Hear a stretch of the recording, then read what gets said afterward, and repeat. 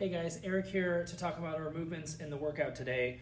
First movement's gonna be a suitcase deadlift with either a dumbbell or a kettlebell. Same thing for the push press. This is gonna be an unedited video, so it's just gonna be me rambling for about a couple of minutes, so bear with me. The first movement is suitcase deadlift. Why are we doing it? Imbalance, core structure, core musculature, great challenge for the entire body, for the hip complex as well.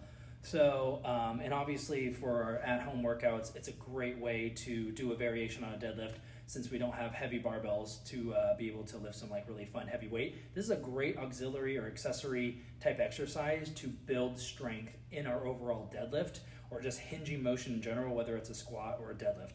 So do not poo-poo this just because it is one, a lighter weight, or two, it's just one weight and it's not a big heavy barbell with 3 plates on each side. So if we do this exercise correctly and really concentrate on it, it'll be a phenomenal glute, hamstring, core exercise. All right, so I'm gonna start off with the dumbbell because I get a lot of complaints about the dumbbell. Why? Because we have to kind of turn it. Okay, so I've got it resting gently on the back of my palms, so I'm leading with this head. The reason I'm doing that is that way I don't have to bend over quite so much to touch that.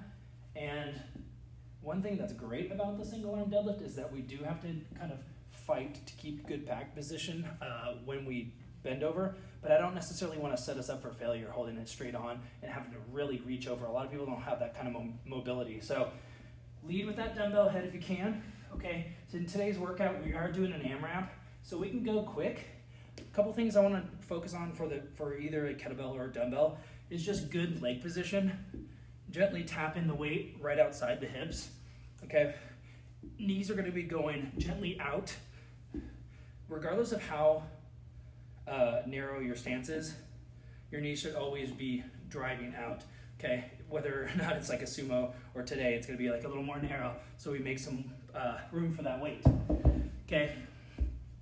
Kettlebell, obviously with the big ball of the bell, we've got to make sure that we've got enough room for that. So if you're doing it with a kettlebell, you're probably going to have to go all the way narrow, okay? And again, this is such a great exercise for the core because we're trying to stay as dead on as possible. And yes, we're getting pulled off to the side, and that's when we get all this supportive, kind of oblique delt in the arm, kind of awesome magic going on. Okay, so again, we can go fast. Just make sure, keeping it in the peripheral vision. I'm not looking down and I'm not looking at the weight. I'm still keeping a nice, good deadlift structure. Just kind of keeping the weight in my peripheral vision so that it's not smashing my feet and it's not driving and flying away from me, okay? That's the deadlift portion. Push press portion is gonna be in a separate video.